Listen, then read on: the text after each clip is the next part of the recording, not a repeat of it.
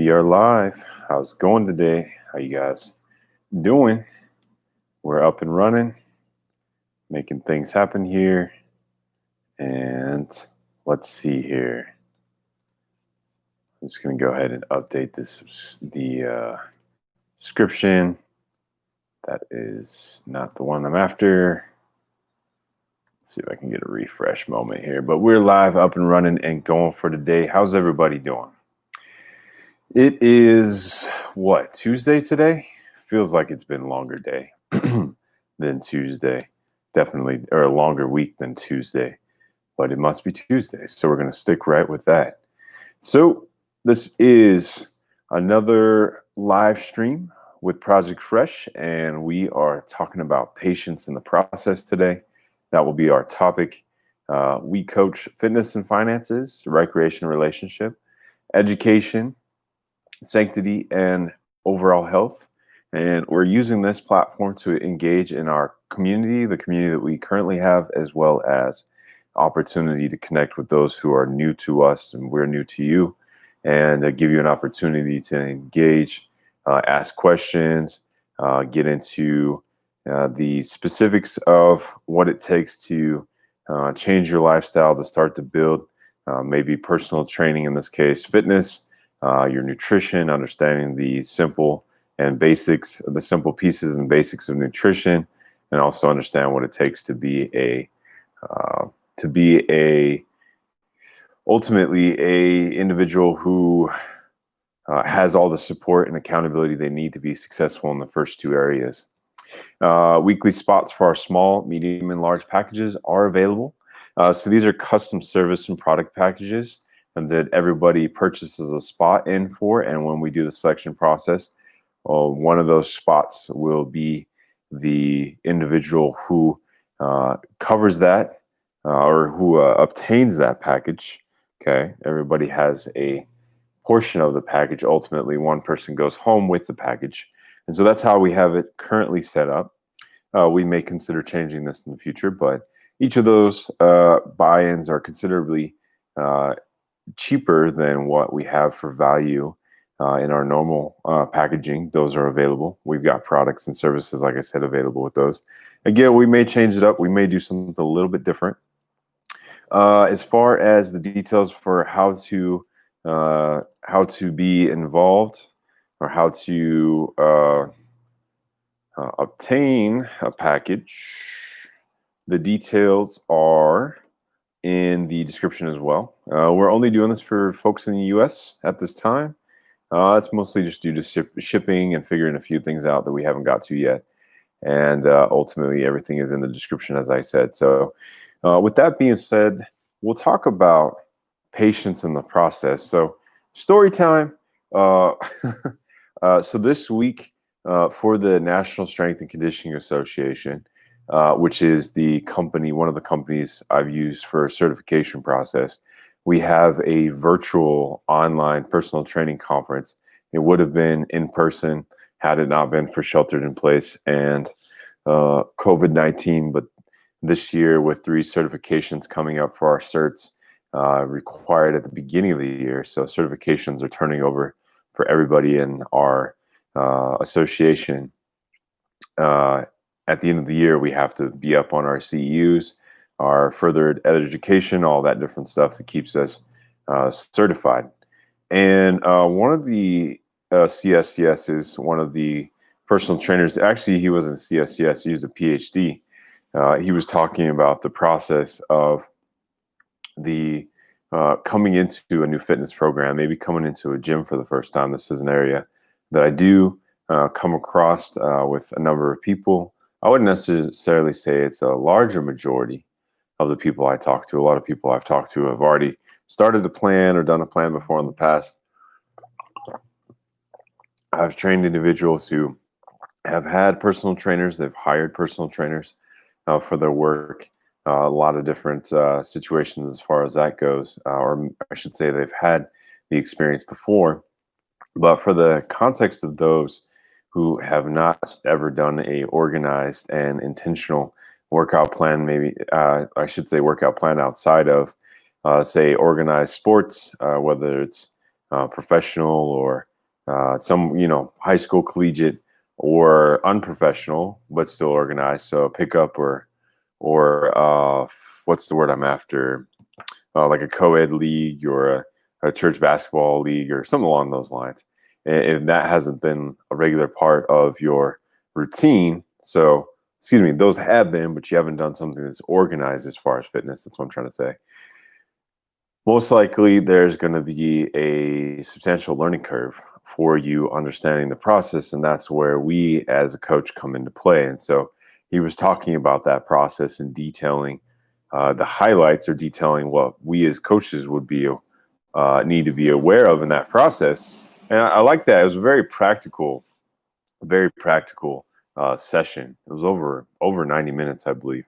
Very practical session, especially coming from someone who's a PhD in this format. It was very, very practical and applicable as well. And I wanted to kind of carry that on and talk about, in one aspect, of the patience of the process, and to give some encouragement, because the gym can be a very daunting place. And you wouldn't believe it if I told you, me being where I'm at right now, a trainer certified. I'm a certified strength and conditioning specialist. So my particular certification allows me to train the general public, but I also can train collegiate, amateur, and professional or Olympic athletes as well, based on the knowledge and aspects of the certification. So it's got that capability to it, which I like, and it's also very specific certification for creating a foundation for further specialization. There are a couple of areas that I want to get into down the road as far as specialization, corrective exercise. Everybody's got some kind of tweak or twinge or challenge in a joint or something going on more times than not. There are those things that the functional side of training, or the maybe even getting into the correctional side, is very appealing to me. And I find that being a common thing I come across with clients on a regular basis as well. So that being said, I have that in the future. But back to the basics, essentially, just some points of encouragement. And even in the context of, if we have anybody on today who is considering training for the first time, or you're watching this later and you're considering training for the first time, I want to use this particular video to provide some feedback. In fact, I think what I'll probably do too is start taking some clips of these different videos and putting them on our Instagram as sectionals, for kind of taking hopefully the best part of the video and putting it out there on our social media, so we can have that. Anyway, that being said, what was I going to say? It's really daunting to get into a gym for the first time, not know exactly what you're doing, but know you need to do something, and do it enough to get some change going. And that change could be something simple as losing weight or toning up the body. I get it very often. I just need some tone, legs, arms, core, very frequently. Total body, I think, is something any individual should focus on. Of course, you might have emphasis on specific areas of the body that you want to address overall, which there's nothing wrong with that. But ultimately, a total body training regimen is very important, because it helps address the goal directly. So utilizing the whole body can help you specifically address whatever goal you have. And that can be from a physical perspective, or excuse me, from a physique, so how you look and feel, or it can be from more of a internal health situation. So how your blood chemistry is going, how's your cardiovascular, how is your ability to recover after running or after exercising or moving. Running up a flight of stairs, does that wind you, or do you feel uh, you know, able to run up the flight of stairs and keep it moving without having to stop and take a breather, for example? The application is very important, but I want to talk more to the psychological side today. Going through the process of being anxious, being in a position where you feel maybe intimidation, or just very simply, it's a new space, and for the first time you're getting into it and you just don't know what to expect, or you see social media or something along the lines epitomizing the big beefed up guys who are, taking heavy weights and screaming every time they, push the weight around. And, uh, that might be intimidating for some people, which I totally understand. It was intimidating for me when I got into high school at 14 and knew I was going to play football, which means I had to lift weights. The first time I tried to bench press, it was for 95 pounds, which, I don't think I saw anybody else doing 95 pounds. Everybody was, 135 and more. I tried to bench it and it got stuck on my chest. I literally could not push it. And the only way that I got out of it was I literally just like, I wouldn't say I freaked out, but I got so anxious and so pent up and getting like stuck socially. It was like me being stuck socially, not me being stuck with 95 pounds on my chest. That I literally did everything I could to push it back up off me, put it back on the rack, and sit up.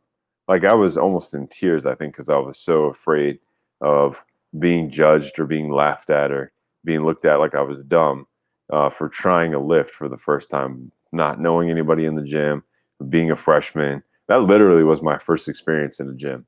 And from that point, I just kept trying, kept figuring things out, kept watching what other people were doing. And eventually, in fact, through that entire year, kept doing bench and kept doing it, and eventually got to, gosh, I want to say by the end of the year, I was doing like maybe 175 or something. I forget how much I was doing, but I'd really worked hard to conquer that first occasion. And, it went up from there. But the point is that I was definitely distressed. I was definitely concerned about being ostracized socially.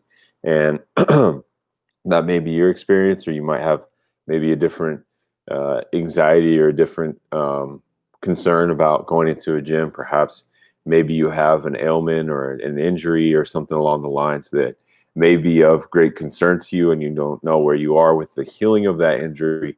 And so exercising for the first time in a long time might be a situation where you could be setting yourself up for re-injury or worse. Maybe new injuries or a complete and total failure of a joint of some kind, potentially a bone break or something, or just because you're not sure where your body's at. Or perhaps you're concerned of just not knowing how to use equipment appropriately, which could lead to injury. And I mean, social humiliation can be an injuring thing, but typically, unless it's something that you hold on to, due to just that being your nature, or more serious, or I should say, what may be more. Just can't think of the word I want to use in this case, but you holding on to that emotionally because there are things in the past that have not been addressed, and so you hold on to things that continue to put you in that set of emotions and feelings. Another topic for another day. Whatever it may be, that physical injury most likely will last longer is what I was trying to get at. So I'll leave it at that. I think that was a little bit further down the line than what I wanted to go. Long story short, there may be very legitimate concerns to you in going into the gym space that may be very daunting and maybe preventing you from stepping in and getting a regular fitness routine in the mix. You may be even going to a gym setting if you can right now, because that's a place where you have a higher factor of safety versus trying to do it at home. You may have the ability to buy the equipment that's necessary, and something as simple as a pair of dumbbells is pretty adequate for having a solid a solid transformation. In the sense of 3 to 6 months, you could see some very, very substantial results, a full year of consistency and learning and growing and giving it your best. Even 2, 3 times a week. It doesn't have to be a crazy 5 or 6 times a week for you to get results. Um, that can be very scary to do at home, especially if you're by yourself at home and you're starting to experiment with weights that might be heavier than what you can handle, or just intensity levels that might be more than what you think your body can currently deal with, or whatever it may be. doing cardio to a point where it may cause you to pass out because you're just not physically ready to handle it. For example, I've had a few clients who I pushed. They seemed to be okay, and they said, "Yeah, I'm fine," and pushed them some more, and they ended up tossing up. I'm not sure what it was. Maybe like a drink or something they had from the morning. They hadn't even eaten breakfast yet. Come to find out that they didn't realize that eating something before exercise, either substantially the night before that would carry over to the next day, or something before the session, or just something that would help them in the session. They did not know. I did not know because they weren't. They didn't tell me. I didn't. I didn't ask. They seemed to be fine initially. Come to find out, that's not the case. So even simple things like nutrition that's practical for feeling your workout. You can't take an energy drink, like you can't throw back a bang and some gummy worms and expect your workout to go well in the next 15 to 30 to even an hour and a half after doing that. You can't expect your body to respond well to eating a bag of chips and drinking a Pepsi as your recovery. Okay, and if you're used to eating skimmishly, or snacking your way through the day, not necessarily having very well portioned meals on a regular basis, and then you throw in some kind of fitness plan, you're setting yourself up for failure, for example. So there's a lot of different things that ultimately can be a challenge. Now, towards the aspect of the topic, patience in the practice, okay, that specifically is key, because at the end of the day, or I should say patience in the process, is key because it is a process. There are a number of unknowns. There are things that you don't know. And until you do the research to figure them out, or you just go through the process itself, you're not going to learn or find or understand those things. And so they may come up, they may cause you some challenges, they may cause you some difficulty, they may even set you back. And you just have to remember that it is a process just like anything else in life. Unless you have gone through all of school perfectly, no challenges, and you have also gotten through college, school meaning all the way through to 12th grade, college or technical professional school or trade school or whatever you did after high school, and that went swimmingly well. And you're now in a relationship, serious or otherwise, maybe even in you might have a family of your own, and you have a job that you're working, and all of those big aspects in life, and maybe you have kids. If all of those aspects have gone perfectly well for you, and there has never been an issue or a challenge that you've experienced in any of those things, then you probably, I'll say these two things for you. One, you probably will have zero issues with training as well, as far as fitness. And the other thing is this channel is not for you. So I'm going to say, see ya. Go ahead and go to another channel, because this one's not for you. This channel is for people who recognize that there are very clear obstacles and challenges in front of them, and that they are willing to have the humility and the patience. Okay, that's what we're talking about today, to be able to understand what's going on and to move forward accordingly, to continue to get the success. And by no means do we need to have amazing six-pack abs, bulking chest, bulging arms, amazing legs. I hear a lot of people say they want the Michelle Obama arms, or the core. There's a bunch of different guys who have insane cores. You could name a bunch of them. I think the one that was referenced today in the training was Brad Pitt, the Brad Pitt six pack, whatever it may be. I don't think that's something that everybody wants. If it is something that you want, just know that's going to require time, energy, effort, and your investment financially. Whether you hire a coach or not, that's going to require a financial investment, because you're going to need the equipment necessary. You're going to need the food and the supplements necessary to support that.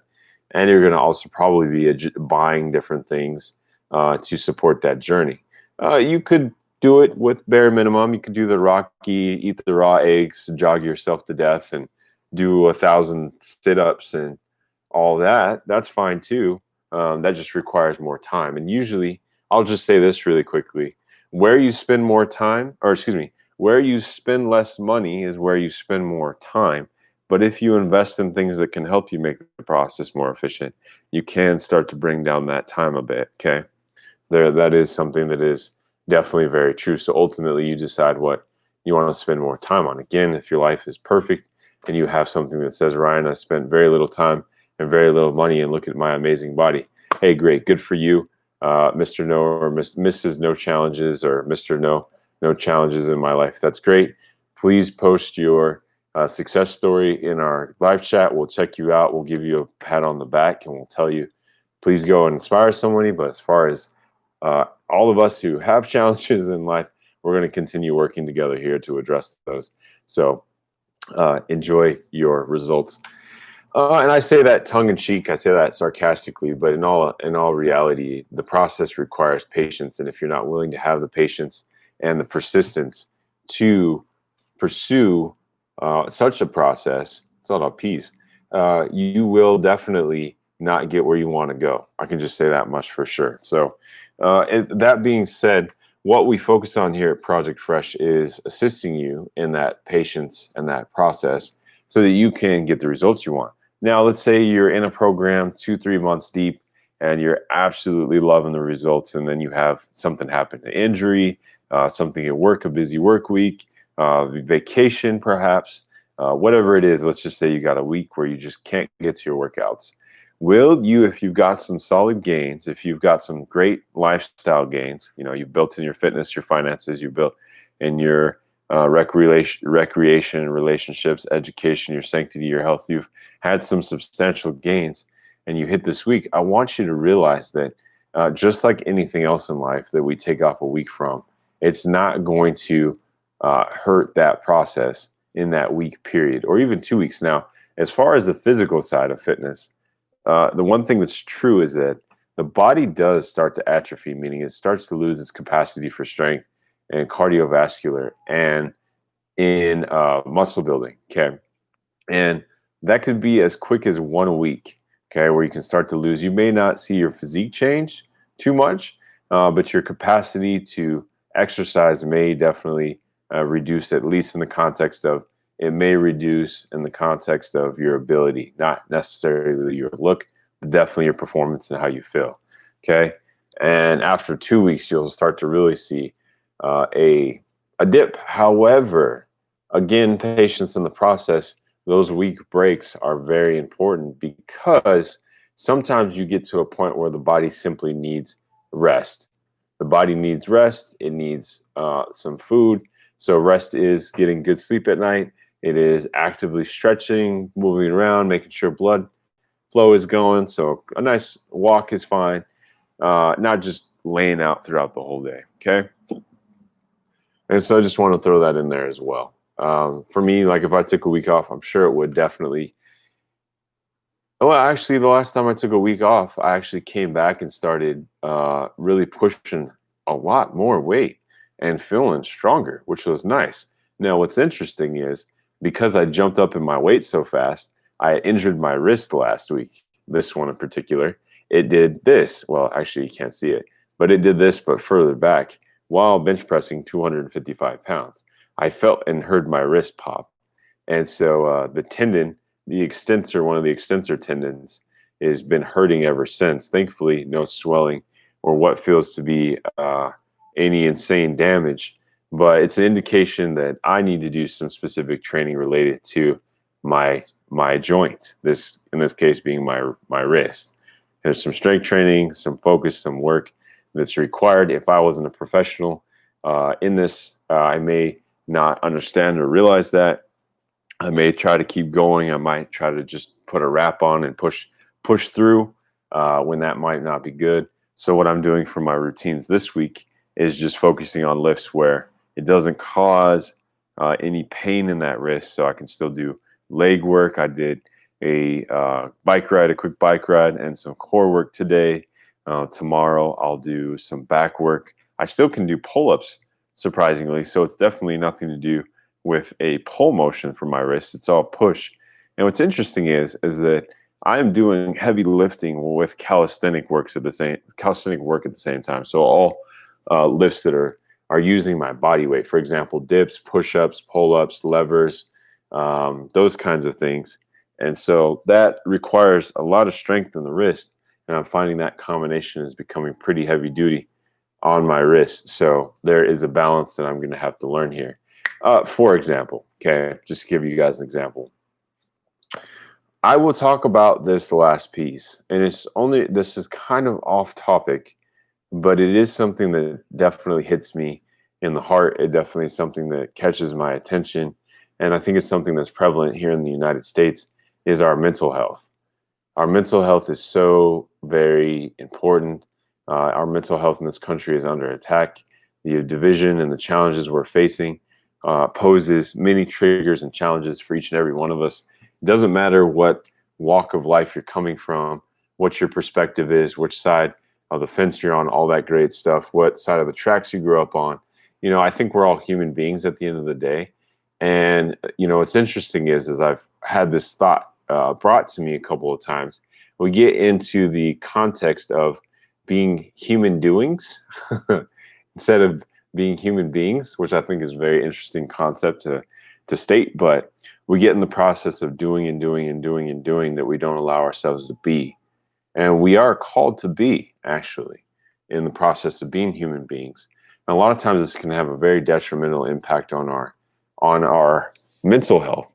Again, if we have traumatic issues, situations that don't go well in our favor, job losses, relationship losses, losses of finances, income, loss of ability in the body, some way, somehow, mind, those can all have their impact. And if we don't take the time to address them, and these again are things that may be out of our control, may not be, but they are still issues that show up in our lives.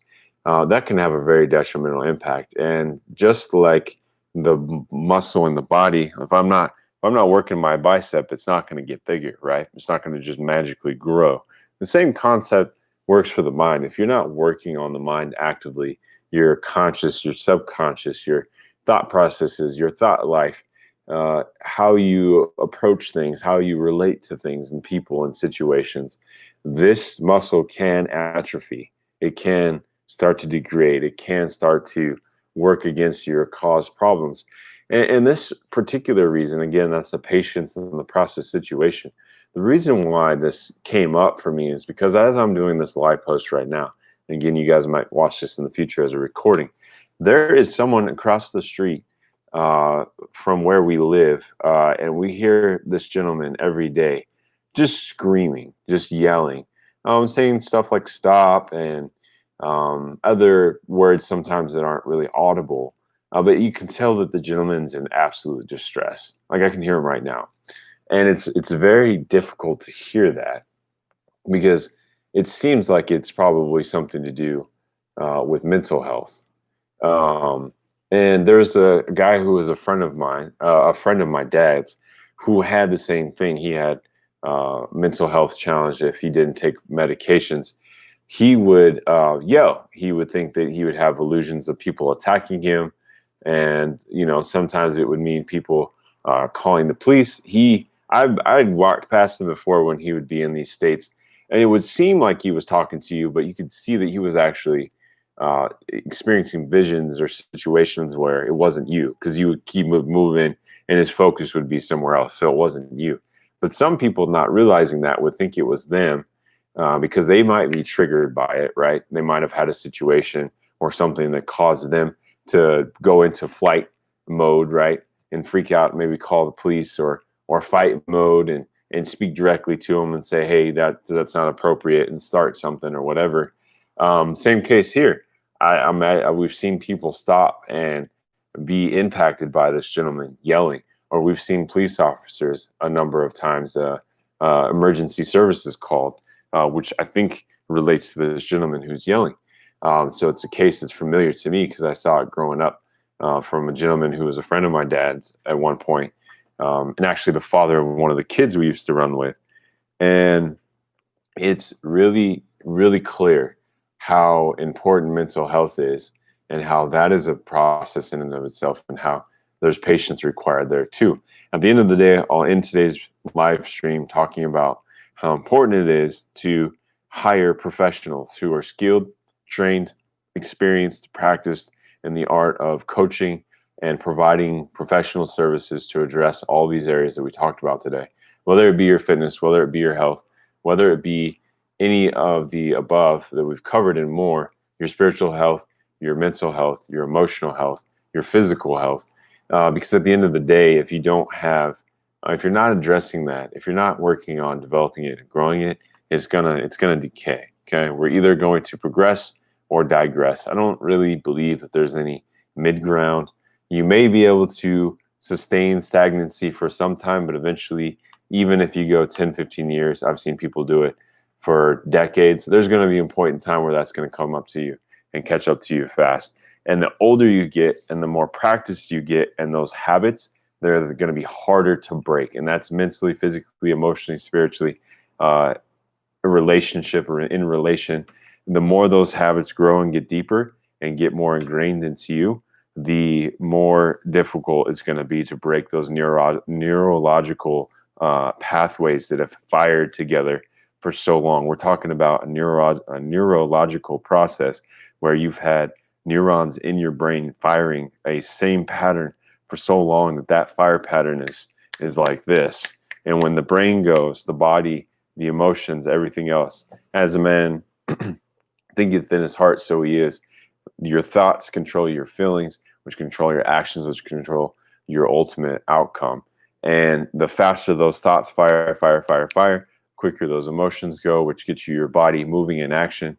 And if that action is moving you in a negative direction, it's just going to be a lot harder to slow that train down, that locomotive, that, multiple, 100-pound or 100-ton train that you're running on parallel tracks, and you're not pulling the brakes. That's going to be tough. So I just want to share that with you guys. I went a couple minutes over to bring that home. And ultimately, today's goal was to talk about patience. It got into a little mental health at the end there. But I'm just going to keep giving content on what I catch for the day, reverb that back to you guys as we get more people here. We'll start to address specific questions and situations that people offer here on the channel so that we can provide solutions, provide coaching, provide support to you to have the success in your lifestyle, to have those lifestyle gains so you can in turn take those gains and plug them into your life and move your life in the direction you desire and you deserve. This is Coach Ryan with Project Fresh, checking in with you for another evening, Tuesday on 10/20/2020. A lot of 10s and 20s today. Like I said, I'm a numbers guy, so I love those. And 20 happens to be my sports number, my number of choice for sports. So it was one of those days for me. But anyway, that was the topic for today. Hope you guys have had an excellent day, and we'll see you next time, which is tomorrow, 7 p.m. on Wednesday, right here, same place. All right, have a great evening. Stay safe out there, and do the very best you can for you, because that's going to pay dividends in the future, and that is our encouragement for today. Ryan Sanders with Project Fresh. We'll see you next time. Have a great one.